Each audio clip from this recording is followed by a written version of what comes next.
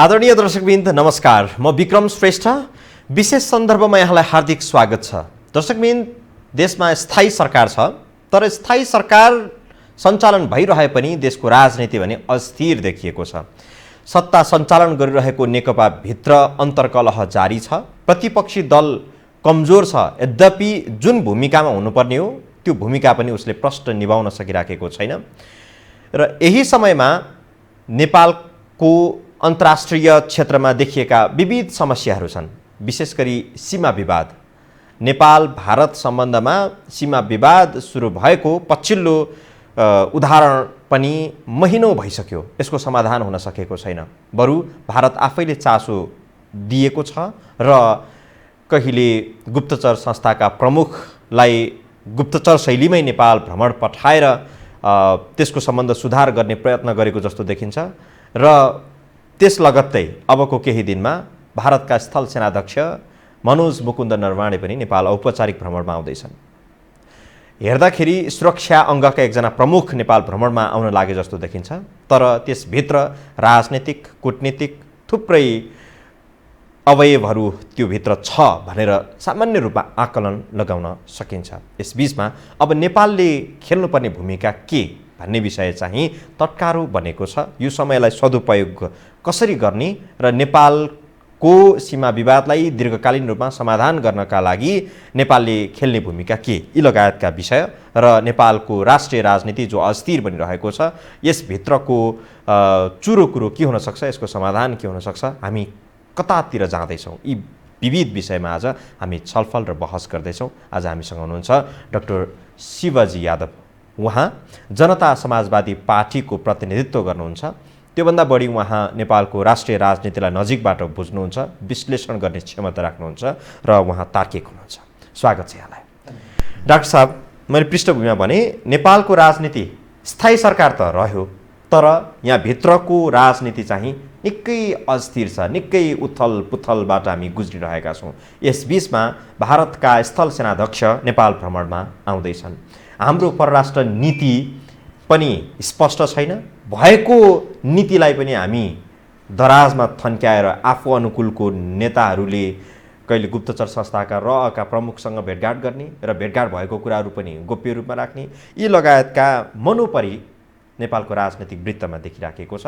आगामी दिनमा मनोज मुकुन्द नरवाणे जो स्थल सेनाध्यक्ष भारतका हुन्, उनी नेपाल भ्रमणमा आउँदैछन्। यी सबै परिस्थितिहरू हेर्दाखेरि हामी कहाँनिर छौँ? धन्यवाद। यहाँले अहिले भूमिका बाँध्दाखेरि जे कुराहरू भन्नुभयो यथार्थ वास्तवमा यही नै हो। अब यही यथार्थलाई स्वीकार गर्दै हामीले अब बाँच्ने त यसैमा यथार्थलाई स्वीकार गर्नै पर्छ। वास्तवमा यी सब यहाँले जुन कुरा गर्नुभयो यी सब कमी कमजोरी सत्ता पक्ष राज्य पक्षबाट जनता वाकिफ छन्, अवगत छन्। तैपनि यहाँलाई लाग्दो हो जनता किन यसरी सहेर बसेका छन्? जनता वास्तवमा साँच्ची भन्नुहुन्छ भनेदेखि यहाँले भने जस्तै यी सब कमी कमजोरी जुन छन् देशमा, यसमा नेतृत्वहरूको असक्षमता, म त भन्छु अहिलेसम्म यो संविधान सभाबाट संविधान जारी भइसकेपछि यति दिनसम्म जुन बित्यो र अहिलेसम्म पनि यो जुन अवस्था छ, यसले गर्दाखेरि अब चाहिँ जनताहरूले नेताहरूको नेतृत्वको असक्षमता, नेताहरूको असक्षमता अब भन्न थालिसकेका छन्। किनभनेदेखि यो राज्य नेपाल आजको राज्य त होइन। यो गणतन्त्रमा प्रवेश गर्नुभन्दा पहिला जतिखेर एकतन्त्रीय शासन थियो त्यतिखेर यी दलहरूलाई त्यो एकतन्त्रीय शासन सत्ताको विरोधमा भनौँ न, त्यसलाई चाहिँ परिवर्तन गरेपछि सबै थोक त्यो समाधान हुन्छ भन्ने खालको त्यो तर्क गर्दासम्म जनताले साथ पनि दिए र साथ दिएर देशमा सत्ता परिवर्तन पनि भयो, गणतन्त्र आयो, सबै थोक आयो। अब यी जुन कमी कमजोरी देखिएको छ यो चाहिँ किन समाधान गर्न सकेको छैन त भन्दाखेरि यसमा चाहिँ यहाँले भने जस्तो जे कुरो देखिएको छ त्यसमा चाहिँ नेतृत्वको कमी कमजोरी, राष्ट्रका दलहरू जुन छ ती दलहरूको बिचको दलले आफ्नो आफ्नो विचार को आधारमा, सिद्धान्तको आधारमा चाहिँ दल निर्माण हुन्छ र सबै दलले आखिर गर्ने काम त राष्ट्रिय हितकै काम, राष्ट्रकै लागि काम गर्ने हो।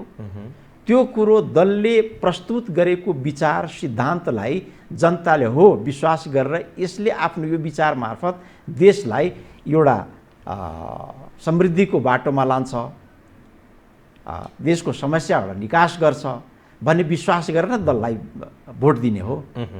र यो प्रजातान्त्रिक सिस्टममा, बहुदलीय प्रतिस्पर्धामा, आवधिक निर्वाचनको सिस्टमबाट आउने जुन छ 5 वर्षको त्यो, त्यसको लागि म्यान्डेट दिने हो। त्यसमा सफल भयो भने त्यसलाई फेरि कन्टिन्यू गर्ने हो, होइन भनेदेखि अर्को दल ल्याउने हो।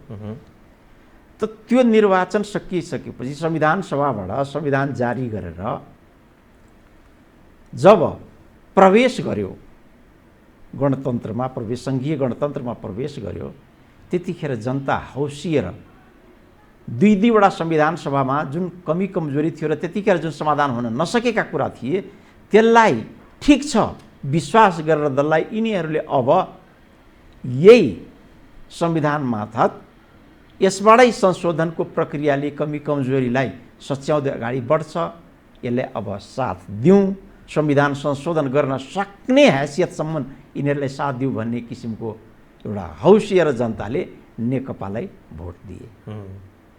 यहाँले भने जस्तो थाई सरकारको रूपमा आयो, झन्डै 2/3 बहुमतको रूपमा आयो। स्पष्ट बहुमत त छँदैछ भनेपछि नि यस्तो भइसक्या सरकार र आउने बित्तिकै जुन किसिमले त्यतिखेर अहिले त हामी जनता समाजवादी भएका छौँ र यी जनता समाजवादीका दुईटा घटक जुन थियौँ त्यतिखेर तत्कालीन समाजवादी पार्टी र जनता समाजवादी पार्टी, नेपाली जनता पार्टी, त्यो दुईटा पार्टी जुन अहिले मिलेर हामी जनता समाजवादी भएका छौँ, यो जनता समाजवादी पार्टीका दुईटै घटकले हामीले साथ दिएपछि त 2/3 पुगेकै थियो र समस्या समाधान गर्नुपर्ने जुन एजेन्डा थियो त्यो हामीसँग भएको एजेन्डा हो। त्यसमा विश्वास दिलाएर आउनुसँगै जाउँ र अब समाधान गर्दै अगाडि बढौँ, संविधान कार्यान्वयन गर्नु भनेर हामी सरकारमा पनि गएका थियौँ। 1.5 वर्ष यसरी कुरेर हामीले अब हुन्छ, आज हुन्छ, भोलि हुन्छ भनेर हामी चाहिँ नि नेकपा भित्रको विवाद जुन छ त्यो सल्टेला र त्यसपछि यो मूल कुरोमा लाग्ला भनेर विश्वास गरेर बसेको। आखिर यो त टाइम बाई गर्नलाई मात्रै रहेछ। हामी त्यो कुरो बुझिसकेपछि जुन किसिमले हामी त्यहाँबाट बहिर्गमन भयौँ, हामी बाहिर भयौँ र हामी कन्सोलिडेट भएर अब पार्टी निर्माणपट्टि जुन लाग्यौँ त्यो पनि अब 6 महिना बितिसकेको छ, 6 महिनाभन्दा बढी नै बितिसक्यो।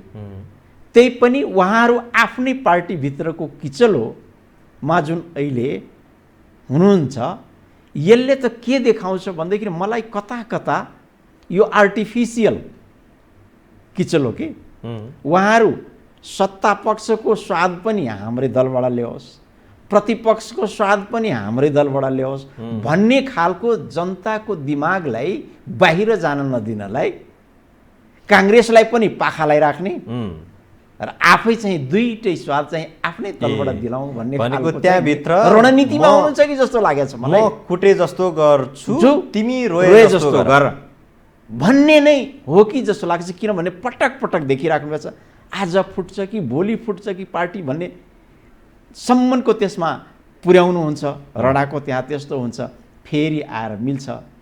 हालाकि जनताको चाहना अहिले छैन पार्टी फुटोस्, तर यसो देख्दाखेरि त्यस्तो भयो कि जस्तो लाग्छ, फेरि चाहिँ मिल्छ।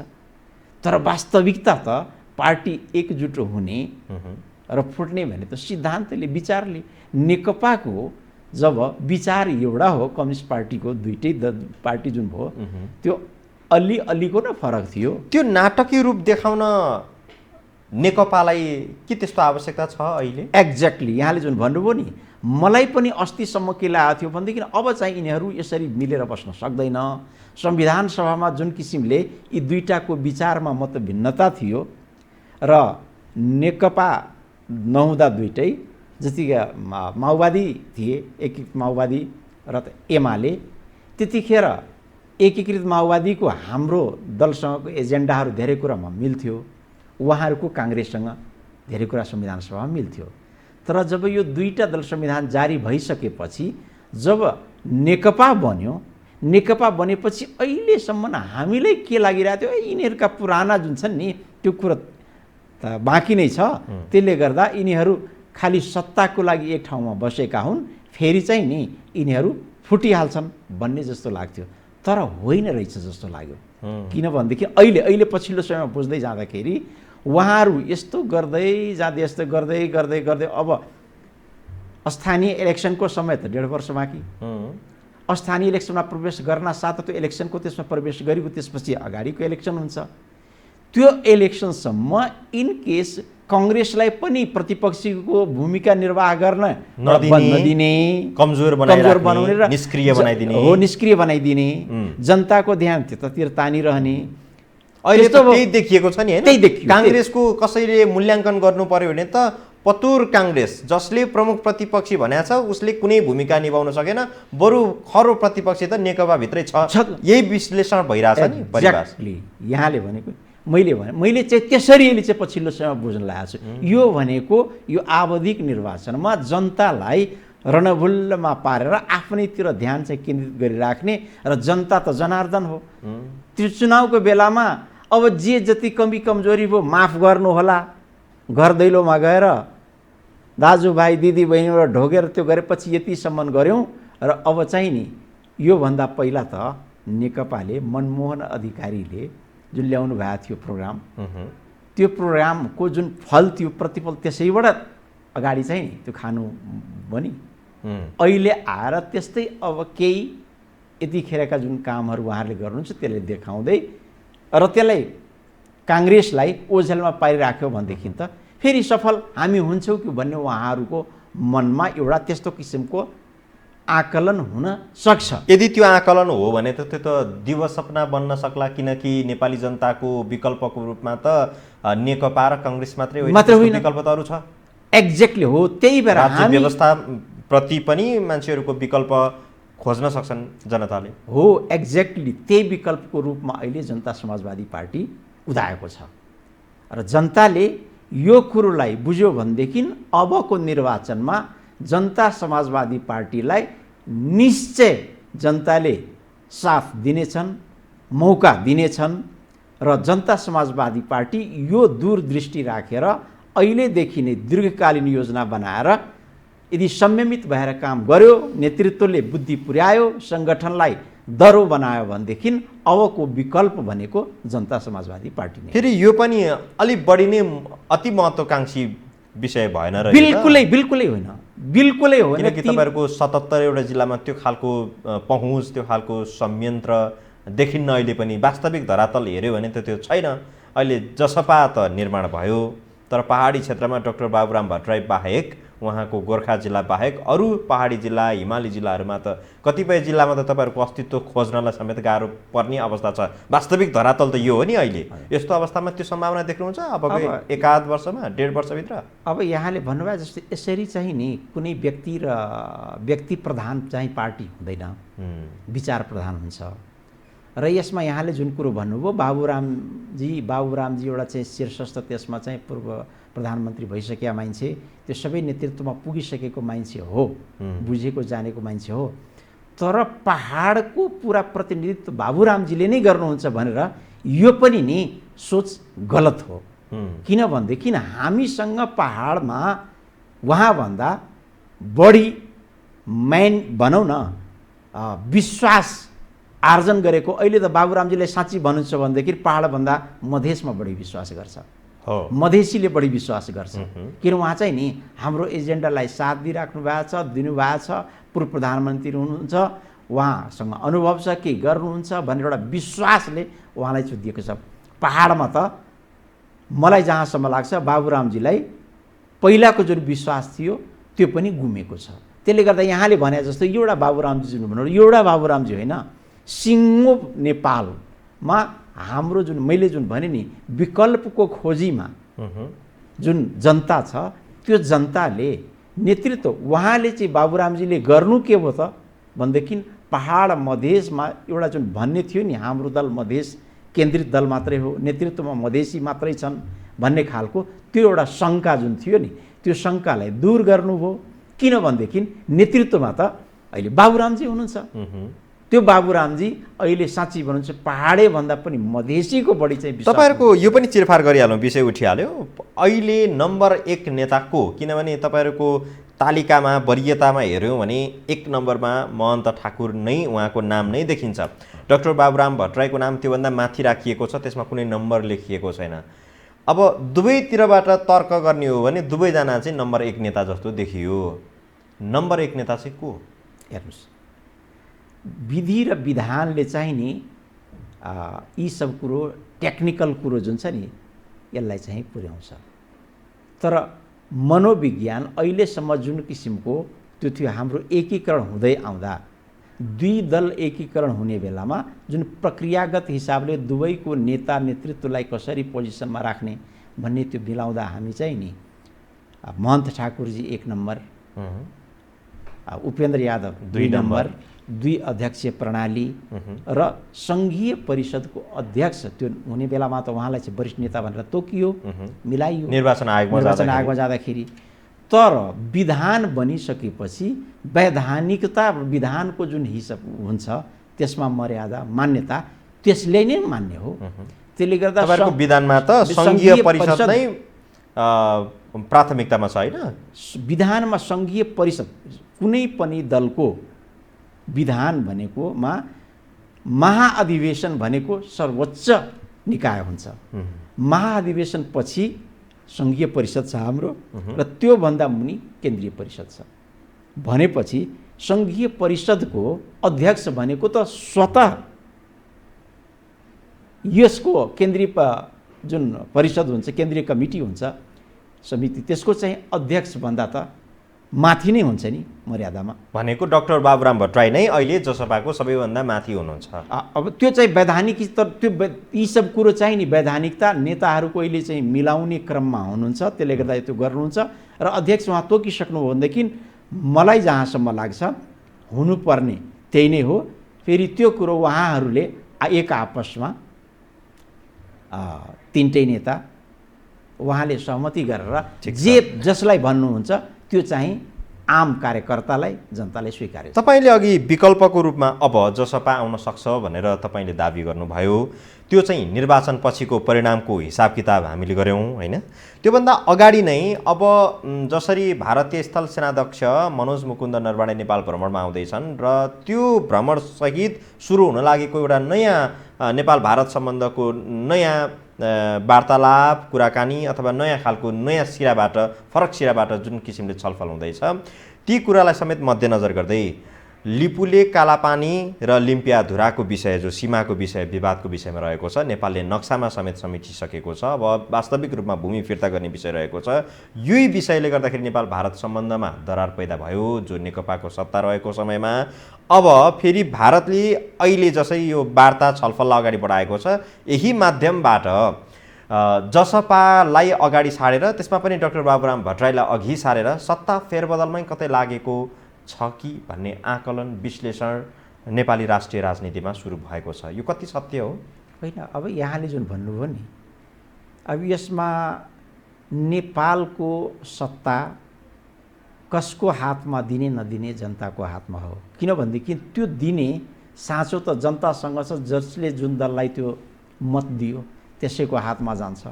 भनेपछि अहिलेको बेलामा जुन किसिमको स्थिर सरकार छ, जनताबाट निर्वाचित दलका प्रतिनिधिहरू छन्, भनेपछि यसमा कसैले यो कुरो मिलाउनलाई यसलाई र त्यसलाई देला भनेर नि म चाहिँ यो कुरोमा विश्वास गर्दिनँ। बाबुरामजी उहाँ प्रधानमन्त्री भइ नै सकेको मान्छे हो र मलाई लाग्दैन यस्ता कुरोको लागि कुनै त्यो सहमतिमा त्यो भएर बाबुरामजी त्यसको लागि मरिहत्या गरेर प्रधानमन्त्री म हुन्छु र मलाई दिनुहोस् म मिलाउँछु। किनभनेदेखि त्यसको लागि कुनै पनि दल, नेपालको दल जुन छ, जसपा भन्दा त नेकपा पुरानो छ। नेकपाले राष्ट्रिय राजनीति जसपा भन्दा कम बुझेको त छैन।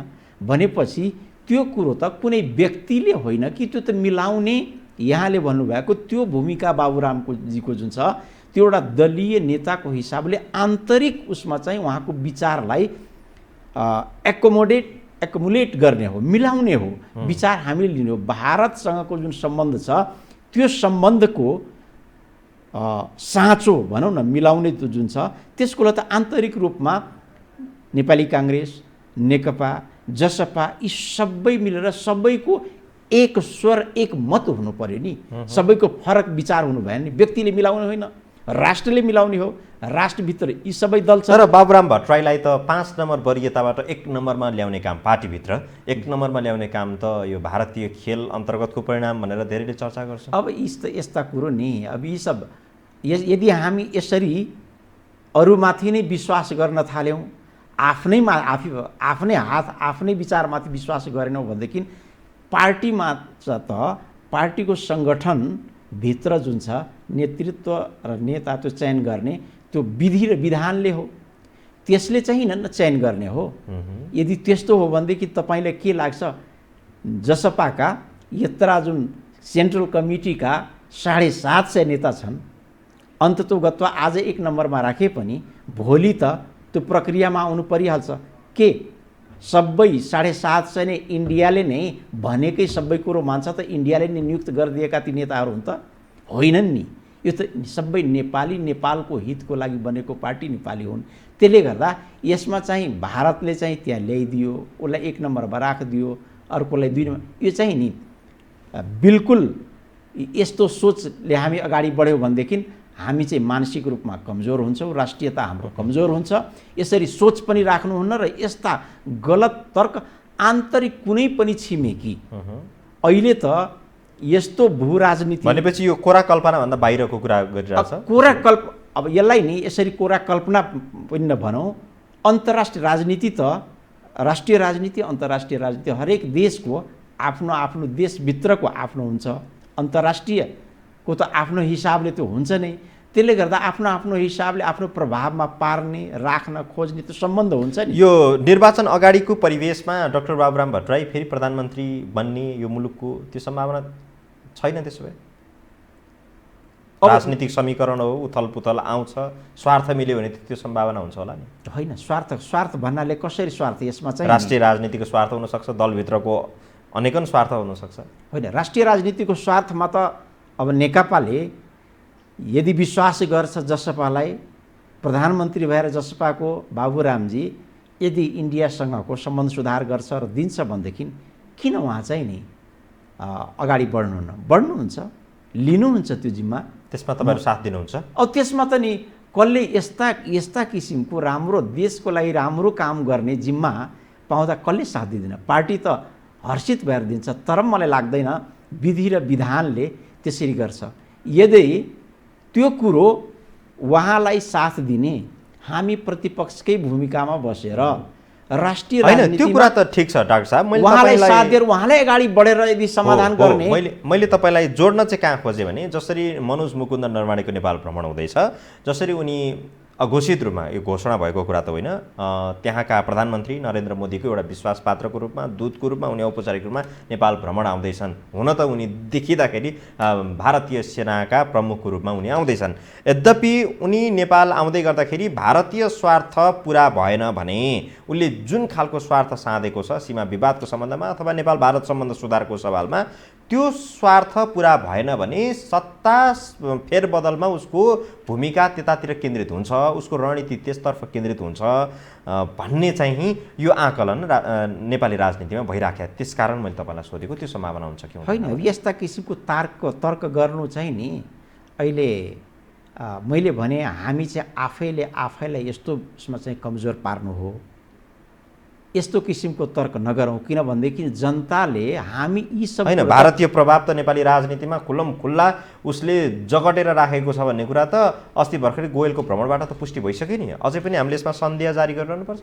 होइन, गोयलको भूमिका यहाँले जुन भन्नुभयो यो रचिफको रचिफको भूमिकाले के त्यस्तो साबित गरेर रचिफले यहाँ ठिक छ दुई देशको बिचमा जुन सम्बन्ध अहिले जुन किसिमको नेपालको अडान रह्यो, हामी नक्सा जारी गऱ्यौँ, राष्ट्रियताको सवालमा एक ढिक्का सबै दल भए, यो सबै दल एक भएको बेलामा, यस्तो चाहिँ एकता प्रस्तुत भएको बेलामा छिमेकीले आफ्नो स्वार्थ सिद्ध गर्नलाई कुनै इन्फर्मेसन लिने चिफ जुन छ त्यसलाई पठाएर त्यसको चाहिँ आफ्नो विचार तयार पार्नलाई आफू तयार भएर आउन गर्न ऊ आफ्नो अस्त्र प्रयोग गर्नु त उसको चाहिँ नि ऊ आफ्नो स्वार्थले गर्यो।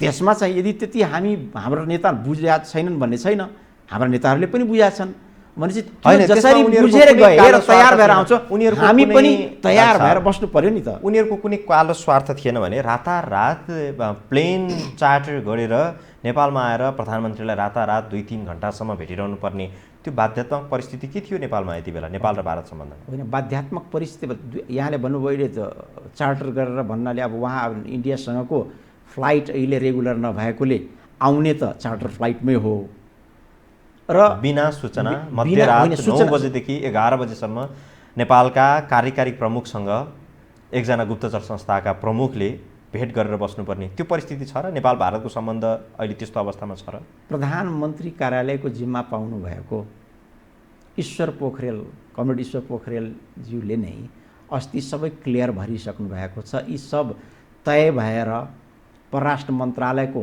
त्यो सबै उपस्थितिमा, त्यसको जानकारीमा,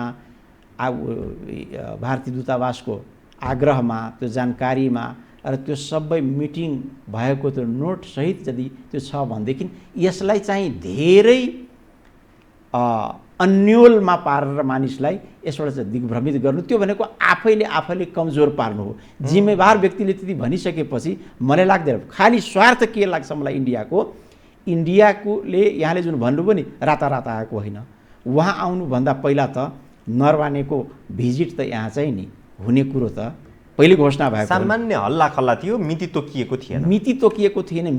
मिति कन्फर्म गर्नलाई त्यसमा कुनै पनि किसिमको त्यो अमिलोपन नहोस् भनेर त्यसैलाई कन्सोलिडेट गरेर आएर पक्की भएको हो नि त।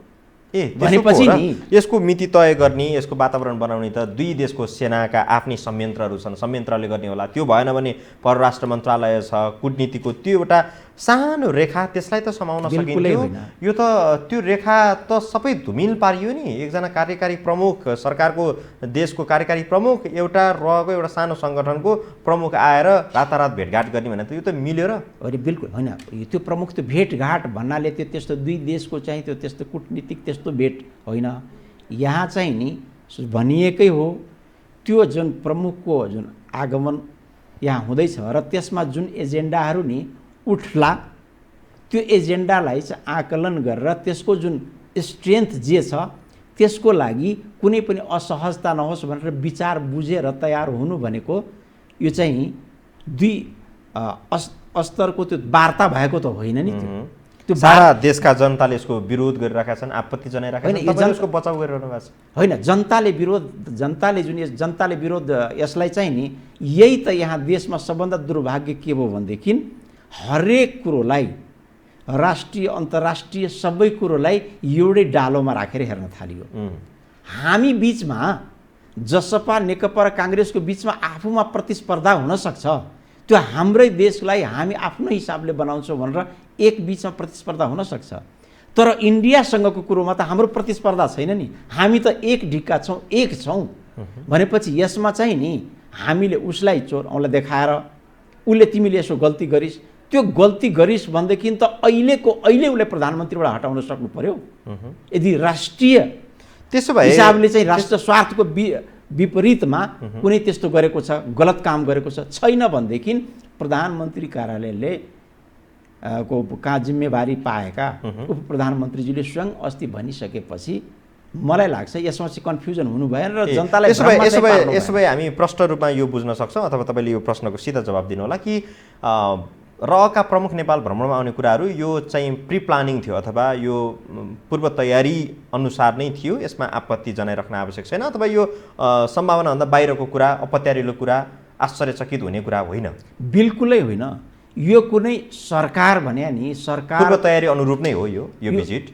यो पूर्व तयारी भने उनीहरूको तयारीको एउटा चाहिँ कडी हो, त्यो उनीहरूको तयारीको कडी नै हो। र रिसर्च एन्ड एनालाइसिस विङ, त्यो त विङै यस्तो छ जसले इन्फर्मेसनहरू लिने, त्यसलाई उनीहरूले आफू एनालाइसिस गर्ने र राष्ट्रहितमा आफ्नो चाहिँ नि त्यो इन्फर्मेसन सरकारलाई, राज्यलाई दिने। भनेपछि त्यो हामी त नि दुर्भाग्य के हो भनेदेखि त्यसमा नेपालमा उनी के इन्फर्मेसन लिनका लागि आएका होइन नेपालमा इन्फर्मेसन त्यही त मैले भने नि अहिलेसम्म दुईटा देशको बिचमा जुन किसिमले हामी एक डिक्का भएर अहिले त्यो भएर जुन नक्सा जारी गऱ्यौँ होइन नक्सा जारी गरिसकेपछि जुन यो अहिले त्यसो र त्यो दुई देशको बिचमा जुन त्यो बेलामा एउटा तिक्तता आयो र तिक्तता आएर जुन संवादहरू नै कोही अब संवादविहीनै अवस्थामा जुन किसिमले पुगेको थियो त्यसपछि त एकचोटि अब प्रधानमन्त्रीजीको त्यो लेभलमा कुराहरू त भयो तर जुन अवस्था त्यसलाई अब नर्मल कसरी पार्ने त्यसको लागि मूल एजेन्डा यो थियो मूल एजेन्डा चाहिँ नर्मल पार्नलाई कडीको रूपमा अहिले जुन 1950 देखि चलिरहेको दुई देशको सेनाको नेपालको सेनालाई उहाँको चाहिँ मानार्थ प्रधान सेनापति इन्डियाको महारथी यहाँ चाहिँ नि मानार्थ महारथी दिने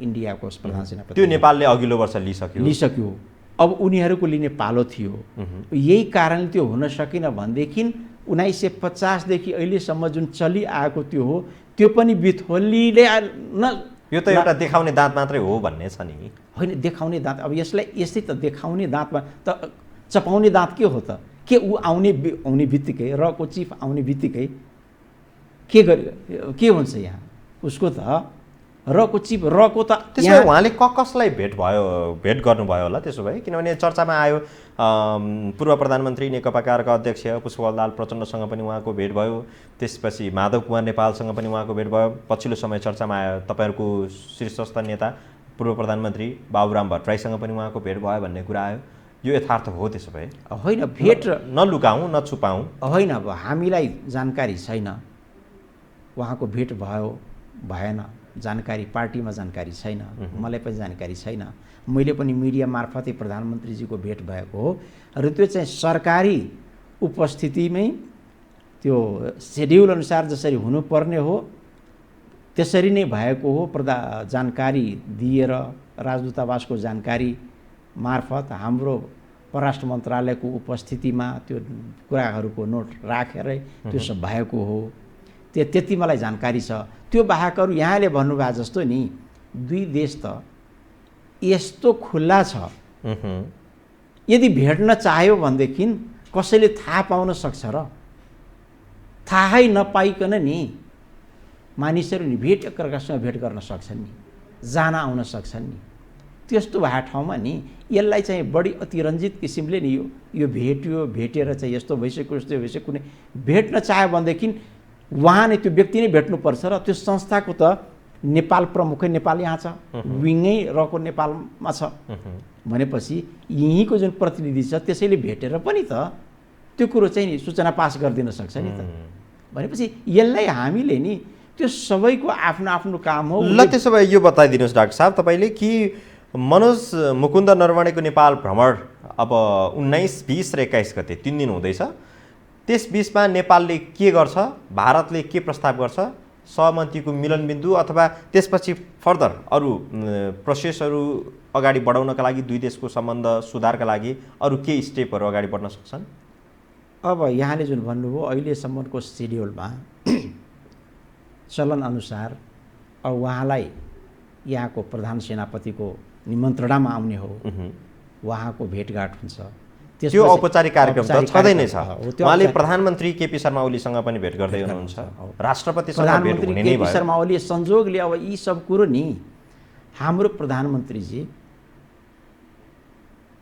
यति चतुर हुनुहुन्छ उहाँ यही बेलामा अब ल हेर्नुहोस् यसलाई गहिरिएर साँच्ची हेर्नु भने धेरै कुरो हामीले बुझ्नुपर्छ यो दुई देशको सम्बन्ध जुन किसिमले एउटा चिसियो इन्डिया यसमा त बढी त इन्डिया नै एग्रेसिभ भएर त्यो चिस्यायो हामी त आफ्नो भूमिको लागि हामी लड्ने हामीले गरेको काम गलत काम गरेको त होइनौँ तर यसलाई जुन किसिमले तरङ्ग दिइयो त्यो त इन्डिया पक्षबाटै भयो नेपाल पक्षबाट भएन र अहिले आएर यदि इन्डिया हात बढाउँछ इन्डिया अगाडि सर्छ सम्बन्ध चाहिँ जुन हाम्रो चिसियो त्यो बिग्रियो त्यसलाई बनाऊ भनेदेखि त्यसमा हामी चाहिँ नि पछाडि परिरहनु हुँदैन तर शर्त एउटा मात्रै हामी जे सही राष्ट्रको लागि गरेको छौँ त्यसबाट एक कदम पनि पछाडि हट्नुहुन्न।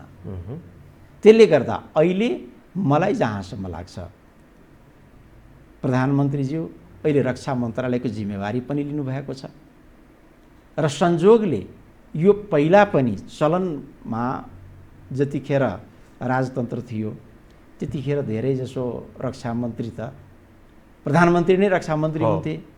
यो पछिल्लो समयमा आएर चाहिँ अरू त्यसले गर्दा रक्षा मन्त्रालयको भूमिका अलि ओझेलमा पारे जस्तो देखिया थियो यो गणतन्त्र आएपछि।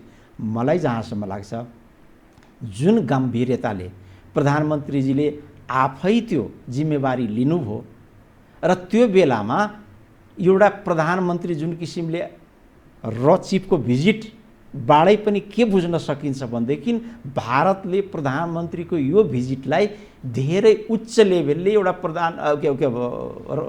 सेना चिफको भिजिटलाई प्रधानमन्त्रीको एउटा विशेष दूतको रूपमा नै यहाँ चाहिँ नि घोषित नभने पनि त्यो अनि मैले तपाईँबाट सिधा जवाब खोजेको उहाँको भ्रमणपछि नेपालले के अवसर त्यस्तो प्राप्त गर्छ जो सीमा विवादमा अहिले देखिएको दरारहरू छ त्यो समाधान होस्? होइन, वास्तविक रूपमा त्यो भूमि फिर्ता ल्याउनको लागि हामीलाई त्यो एउटा अवसर हुन सक्छ? होइन, या नक्सामा समेटिएको भूभाग पनि हामीले नक्सा पनि संशोधन गर्नुपर्ने त्यो खालको परिस्थितिबाट दबाव बिल्कुलै हुँदैन। हामी दुई देशको बिचमा त्यो हाम्रो हो भन्ने कुरो त प्रमाणित हाम्रो हो भन्ने कुरो त त्यो जगजाहेर छ। तर विभिन्न कारणले पहिलाका जुन राज्यकै पहिला जुन सत्तामा जुन पहिलाको व्यवस्थामा अथवा पहिलाको जुन सत्तामा थिए नेतृत्वहरू तिनीहरूकै पालादेखि लामो समयदेखि हाम्रो अनुपस्थिति उनीहरूको उपस्थिति त्यो जुन छ कालापानी क्षेत्रमा त्यो त यथार्थ हो भनेपछि यसलाई अब कुन किसिमले उनीहरूबाट अब पहल हुन्छ त्यो कुरो त उनीहरूले त ओपन गर्ला नि। यो त्यो त ठाउँ त हाम्रो हो नि। त्यसले गर्दा त्यो उताबाट ओपन भएपछि त्यसमा जब उताबाट ओपन कुरा हुन्छ त्यसपछि यतापट्टि आफ्नो एउटा विचार बन्छ र विचार बनेर त्यसको समाधानको एउटा बाटो ढोका खुल्छ। कुरै ओपन नभइकन त ढोका खुल्दैन। त्यसले गर्दा अहिले आउनु भनेको एउटा चाहिँ डायलगको सुरुवात हुनु हो र डायलगको सुरुवात भएपछि त्यो डायलगले एउटा समयमा यो कुरोलाई निर्क्योलमा पुर्याउला। यो सुरुवात हो भने यसको मध्य समय चाहिँ अथवा यसको उत्कर्ष चाहिँ भारतीय प्रधानमन्त्री नरेन्द्र मोदी र नेपालका प्रधानमन्त्री केपी शर्मा ओली बीच यो विषयमा घनीभूत छलफल गर्ने र यसको समाधान निकास दिने त्यो बिन्दुमा हामी पुग्छौँ। बिल्कुल उत्कर्ष चाहिँ यो हो। अन्तिम उपाय त त्यही अन्तिम त त्यही नै हो। तर यो चाहिँ नि डायलग ओपन गर्ने चाहिँ बिन्दु चाहिँ यो हो। यहाँबाट डायलग ओपन तर सुरुवाती बिन्दु नै गलत भयो भन्ने तर्क चाहिँ सधैँभरि रहिरह्यो जो यहाँले नकारिरहनु भएको छ। यो माध्यमबाट गएको यात्रा अथवा त्यो गन्तव्य त्यो उद्देश्य सफल बिन्दुमा पुग्छ भन्ने कुराको के ग्यारेन्टी? अब बिन्दु मिलेरै रेखा भन्छ। त्यसले गर्दाखेरि यहाँले जुन भन्नुहुन्छ नि कुनै पनि रिङमा नि आखिर बिन्दु नै त्यो एउटा रेखा जुन छ नि त्यो वक्र भएर तुम्हाहरू मिलेर त्यो एउटा चक्र बन्ने हो। ठिक छ। त्यसको लागि त्यसो भए त नेकपाले आफ्नो तयारी नेकपा यस कारण पनि कि ऊ सत्ताधारी दल हो त्यस हिसाबले उसले आफ्नो आइडियोलोजी बनाउनु पर्ने होला के गर्ने के भन्ने भन्ने कुराको त्यो प्लानिङ गर्नुपर्ने होला वर्कआउट गर्नुपर्ने होला। त्यो त छैन नेकपाभित्र। अहिले ऊ आफैभित्र लडिराखेको छ। रहेको मानिसलाई भेट्नु हुँदैन थियो यो कूटनीति विपरीत भयो भनेर एकतर्फी नेकपाका एकतर्फी नेताहरू बनिरहेका छन्। अर्कोतर्फ प्रधानमन्त्रीले भेट गरिरहनु भएको छ। त्यो सम्बन्ध अगाडि बढिराखेको छ भनेपछि उहाँहरू आफै एक प्रकारले वाद विवादमा हुनुहुन्छ। तयारी त हुन पाएको छैन। अब यही चाहिँ यहाँलाई मैले नि अघि नै पनि सुरुवात गर्दा मैले एउटा राष्ट्रियताको सवालमा एउटा जुन मैले भनेको थिएँ कुनै एउटा दल विशेषले मात्रै दलीय कुरा यो होइन यो राष्ट्रिय कुरा हो। यो राष्ट्रमा हरेक दलको विचार हुन्छ। हरेक दलले नेतृत्व यी विचार चाहिँ राष्ट्रिय विचार बनाउनलाई आफ्नो सैद्धान्तिक हिसाबले विचार दलको बनेको हुन्छ र त्यसलाई चाहिँ जोड्ने राष्ट्रिय राजनीति राष्ट्रियत्व जुन छ त्यो नेतृत्वले गर्ने हो। त्यसको लागि हरेक दलको हरेक एजेन्डामा मिटिङ बसिरहनुपर्छ भन्ने छैन। नेतृत्वले गर्ने हो। भनेपछि अब भनेको नेकपाले आफ्नो भित्र छलफल गर्ने, हामीले आफ्नो दलभित्र छलफल गर्ने, कसरी इन्डियासँग जाने, यो जाने भन्ने होइन। यो त राष्ट्रले गर्ने हो। राज्यले यो सबै नेतृत्वको एक ढिक्का विचार बनाउनु पर्ने हो। अहिले चाहिँ यदि नेकपा यसमा यसरी बढ्नुपर्छ भनेर छुट्टै सल्लाह गरेर मिटिङ बसेर विचार दिएको भए त्यो गलत हुन्थ्यो। अहिले त सबै दलका जनता, कार्यकर्ता, नेता सबै नेपाली हुन् नि। र यो नेपाल र भारत बीचको सम्बन्धलाई कसरी अगाडि लाने भनेको राज्यको जिम्मा हो। राज्यको नेतृत्व गरेको केपी शर्मा ओलीले हो।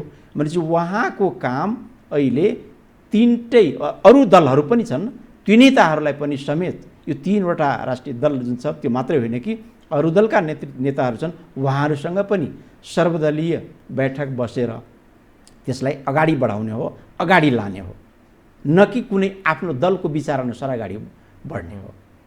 तर नेकपाका दुई अध्यक्ष नै यति बेला एक आपसमा झगडा गरिरहनु भएको छ यो विषयमा। अब यो त मैले अघि तपाईँलाई सुरुमा भने जस्तो यो नाटक हो, यो उहाँहरूको नाटक हो। अहिले यस्तै किसिमको त्यो देखाएर जनतालाई नि यो कारणले हामी छलफल गर्न सकेनौँ, हामी चाहिँ यो भएको भए यसको निकास त हामी आफै निकालेर दिन सक्थ्यौँ भनेर नि अरूलाई फेरि ओझेलमा उहाँले त अर्का नेतालाई कार्ड फालिसक्नुभयो, माधव कुमार नेपाललाई। तपाईँ हो अबको नेतृत्व भनेर। अब नेतृत्व हेर्नुहोस्, अब तपाईँले कुरो कोट्याइहाल्नुभयो। केपी शर्मा ओली र माधव नेपाल अहिलेसम्म मलाई आफै कसरी दुईजना फरक फरक बोलिराख्नु भएको जस्तो लागेको छ। अन्ततोगत उहाँ दुईजना एकै ठाउँमा बस्नुहुन्छ र त्यही ठाउँमा अहिले प्रचण्डजी पनि आइ नै सक्नु भएको छ भनेदेखि उहाँहरूको बिचमा त प्रचण्ड हुनुहुन्छ नि त, यो सबै कसरी एक हुन दिनु? अब मलाई लाग्छ यो सबै कुरो मिल्छ। प्रचण्डजीमा त्यो खुबी पनि छ, जति छिटो जति जे गरे पनि छिटै उहाँ चाहिँ नि त्यो कुरोलाई पचाउन पनि सक्नुहुन्छ। त्यसले गर्दा आज जुन तरङ्ग आएको छ भोलि त्यो चाहिँ परिवर्तन हुन्छ, फेरि समय परिवर्तन हुन्छ। मलाई जहाँसम्म लाग्छ यो नरवानेको भिजिटपछि, भिजिटसम्म यस्ता कुरा रहला, पछि यी सब कुराहरू पनि फेरि उलटफेर हुन्छ। भनेको नेकपाको भित्रको यो जुन यो नाटक छ नि, आज जुन फेरि यहाँले भन्नुभयो नजिक आउनुभयो, यो नेचुरल कुरा हो, आउनै पर्ने हो, भोलि आउँछ पनि। तर यो फेरि धेरै दिनसम्म टिक्दैन।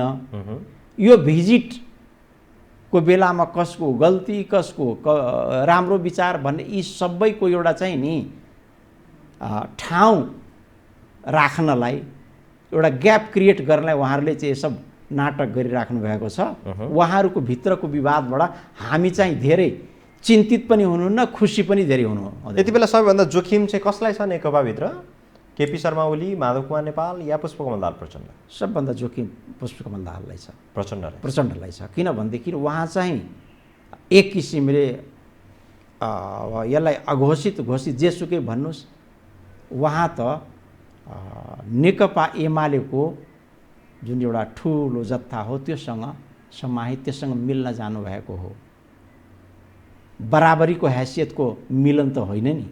भनेपछि उहाँलाई समय लागिरहेको छ अहिले त्यहाँ मिल्नलाई, त्यही देखिएको हो। त्यसले गर्दा गाह्रो चाहिँ प्रचण्डजीलाई छ। पेलान त देखिएको छ प्रष्ट, होइन? हो, तर उहाँ चाहिँ सक्षम हुनुहुन्छ, उहाँमा त्यो क्षमता छ। उहाँ त्यस्तो चाहिँ युद्ध लडेर आएको मानिस, त्यस्तो सहेको मानिस, मलाई लाग्छ उहाँ चाहिँ नि यो चिज पार गर्नुहुन्छ। तर केपी शर्मा ओली र माधव कुमार नेपाल अघि यहाँले भने जस्तो एक ठाउँमा हुने अवस्था आयो भने त पुष्पकमल दाहालको लागि त्यो घातक हुनसक्छ, होइन? अब केपी शर्मा ओली र सबै एकै ठाउँमा छन् उहाँहरू, घातक उहाँहरूलाई नि केही घातक, यो सबैको प्रतिफल त आखिर पाउने केपी कामरेडले त भनिसक्नुभयो, यसपालिको हो, त्यसपछि म प्रधानमन्त्री बन्दिनँ भनेपछि नि। र एउटा कुरो मलाई विश्वास छ, उहाँको अहिलेसम्म मैले जति बुझेको छु सङ्गत छ, मैले पनि चिनेको छु, वचनको उहाँ पक्का हुनुहुन्छ। त्यति भन्नुभयो भनेदेखि उहाँ चाहिँ नि पक्का निर्वाह गर्नुहुन्छ। यदि कुनै राष्ट्रिय राजनीतिले फेरि चाहिँ नि उहाँकै आवश्यकता ठानेर सबैले उहाँलाई नै बस भन्यो भने मात्रै बस्ने हो, नत्र भनेदेखि यो 5 वर्षपछि उहाँ चाहिँ नि जिम्मा दिने त फेरि अर्कोलाई नै हो। अब त्यसमा चाहिँ त्यतिखेर जो हुन्छ त्यसमा फेरि भनेर प्रचण्डजीलाई नै भन्नुभएको छ भनेदेखि अध्यक्ष नै प्रचण्डजीलाई भन्नुभएको छ भने स्वाभाविक रूपमा चाहिँ उहाँ नि अध्यक्ष बन्नुहुन्छ र त्यो अध्यक्ष जो बन्छ त्यो चुनियो भनेदेखि जनताबाट फेरि त्यो चाहिँ प्रधानमन्त्री बन्छ। हस्, समय दिनुभयो डाक्टर साहब, यहाँलाई धेरै धेरै धन्यवाद। धन्यवाद, यहाँले पनि केही कुरो राख्ने मौका दिनुभएको धन्यवाद। आदरणीय दर्शकवृन्द, उहाँ हुनुहुन्थ्यो डाक्टर शिवजी यादव। उहाँ जनता समाजवादी पार्टीको नेता हुनुहुन्छ र उहाँ राष्ट्रिय राजनीतिलाई नजिकबाट निहाल्नुहुन्छ, विश्लेषण गर्नुहुन्छ र उहाँसँग एउटा तार्किक क्षमता छ। यस कारणले पनि मनोज मुकुन्द नरवणेको नेपाल भ्रमण, नेपालको अस्थिर राजनीति, नेपालले अपनाउनु पर्ने कूटनीति, रणनीति यी लगायतको विषयमा पनि हामीले चर्चा र छलफल बहस गऱ्यौँ। हेरिदिनु भयो, यहाँलाई धेरै धेरै धन्यवाद। भोलि नयाँ विषय र प्रसङ्गको साथमा, नयाँ व्यक्तित्वको साथमा उपस्थित हुनेछौँ। बिदा दिनुहोस्, नमस्कार।